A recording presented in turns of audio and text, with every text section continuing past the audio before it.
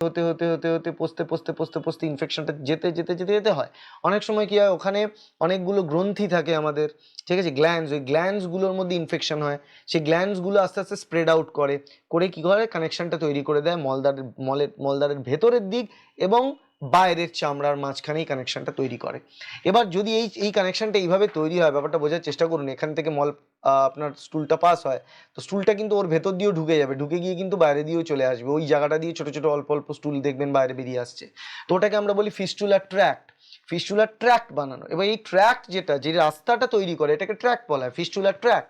এই ফিস্টুলার tract multiple হতে পারে, কারোর একটা হতে পারে, কারোর একাধিক হতে পারে।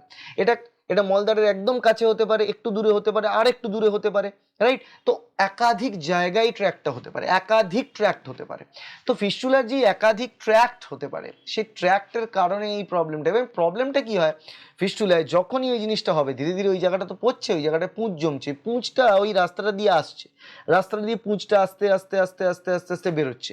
এবং যখনই পুঁজটা ওখানে জমে যাচ্ছে, তার ফলে কি হচ্ছে, মলদ্বারের আশেপাশে যে ওপেনিংটা, যে ফুটোটা, ওই জায়গাটা ফোড়ার মতো ফুলে যাবে, লাল হয়ে যাবে এবং ফুলে যাবে, এবং টসটসে ব্যথা হবে, আবার প্রচণ্ড ব্যথা হবে, আপনি বসতে পারবেন না, দাঁড়াতে পারবেন না, এত ব্যথা হবে যে মুহূর্তে পুঁজে ফুলে যাবে। এবার ওই জায়গাটা আপনি গরম জলে সেক দিচ্ছেন, সিটস বাথ নিচ্ছেন, ওই জায়গাটা চাপ দিলেই ওইখান থেকে পুঁজটা বেরিয়ে আসবে। যেই মুহূর্তে ওইখান থেকে বেরিয়ে, যেমন ফোড়ার ক্ষেত্রে অনেক সময় আপনার টিপলে যে বেরিয়ে আসে, ফোড়ার শ্বাস বলুন বা আপনারা যাই বলুন, ওটা বেরিয়ে আসে। তো এক্ষেত্রে অনুযায়ী চাপ দেবেন, জিনিসটা বেরিয়ে আসবে, তারপরে কিছুদিন আপনি একটু রিল্যাক্স হয়ে যাবেন, কারণ তারপরে আবার লাইনটা ক্লিয়ার।